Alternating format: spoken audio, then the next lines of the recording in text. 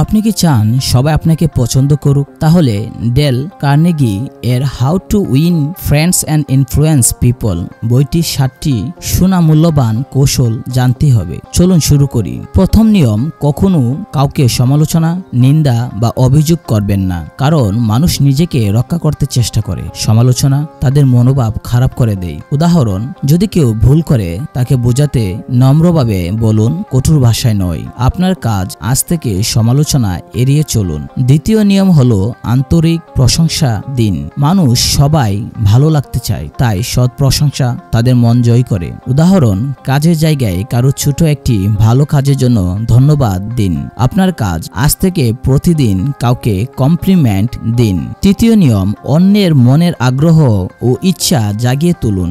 যে কেউ আপনার কথা শুনবে যদি সে বুঝতে পারে এতে তার লাভ আছে। উদাহরণ, কাউকে কাজ করতে বলার আগে জানিয়ে দিন এটা তার জন্য কিভাবে ভালো। আপনার কাজ অন্যকে বোঝান কেন তারা আপনার কথায় আগ্রহী হবে। চতুর্থ নিয়ম, অন্য মানুষের প্রতি প্রকৃত আগ্রহ দেখান। মানুষ পছন্দ করে যখন কেউ তাদের কথা শুনে এবং সত্যি যত্ন নেয়। উদাহরণ, কারো সাথে কথা বলার সময় তার কথা মনোযোগ দিয়ে শুনুন। আপনার কাজ আজ থেকে অন্যের প্রতি আগ্রহ প্রকাশ করুন। পঞ্চম নিয়ম, মুখে হাসি রাখুন। হাসি মানুষের মন জয় করে, সম্পর্ক গড়ে তোলে। উদাহরণ, যখন কেউ আপনার সাথে কথা বলে মিষ্টি হাসি দিন। আপনার কাজ সচেতন হয়ে বেশি বেশি হাসুন। ষষ্ঠ নিয়ম, অন্য মানুষের নাম মনে রাখুন এবং নাম ধরে ডাকুন। নাম মানুষের জন্য সবচেয়ে মধুর শব্দ। উদাহরণ, কারো নাম বারবার ব্যবহার করুন, এটা তাদের সম্মান দেখায়। আপনার কাজ আজ থেকে মানুষের নাম মনে রাখার চেষ্টা করুন। সপ্তম নিয়ম, ভালো শ্রোতা হন।